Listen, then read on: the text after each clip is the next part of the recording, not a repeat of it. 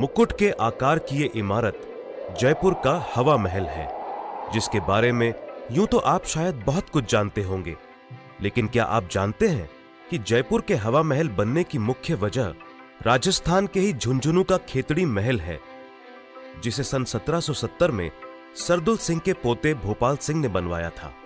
इस इमारत को देखकर जयपुर के तत्कालीन महाराज सवाई प्रताप सिंह पहले तो काफी प्रभावित हुए, लेकिन उन्हें लगा कि आखिर इतनी बेहतरीन इमारत और कोई कैसे बनवा सकता है।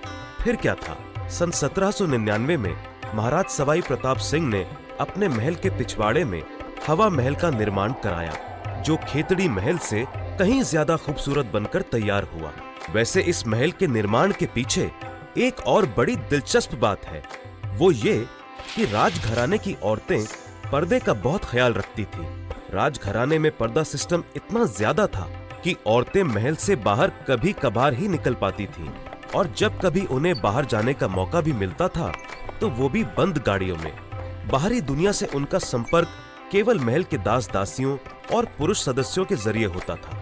महाराज सवाई प्रताप सिंह ने उस खास शाही परिवार की औरतों के लिए इस महल का निर्माण कराया, जिसका एक छोर जनाना महल में खुलता था और दूसरा बाजार में। घर की औरतों का पर्दा बरकरार रहे, इस वजह से बाजार की तरफ से इस इमारत में अंदर जाने का कोई दरवाजा नहीं बनाया गया। हवा महल के वास्तुकार लालचंद उस्ताद जी ने 5 मंजिला इस इमारत के आकार को खास तौर पर मुकुट का आकार दिया, क्योंकि राजा साहेब कृष्ण भगवान के बड़े भक्त थे और भगवान के मुकुट से उनका खास लगाव था। शाही परिवार की औरतें बाहर बाजार का नजारा ले सकें और बाजार से होकर गुजरने वाली झांकियों को भी देख सकें, इसलिए इमारत में 953 छोटी छोटी खिड़कियां, जिन्हें झरोखा कहते हैं, उनका प्रावधान रखा गया। इन झरोखों में बारीक जाली का काम किया गया ताकि अंदर से बाहर तो देखा जा सके, लेकिन बाहर से देखने पर महल के भीतर का कुछ भी न दिख सके।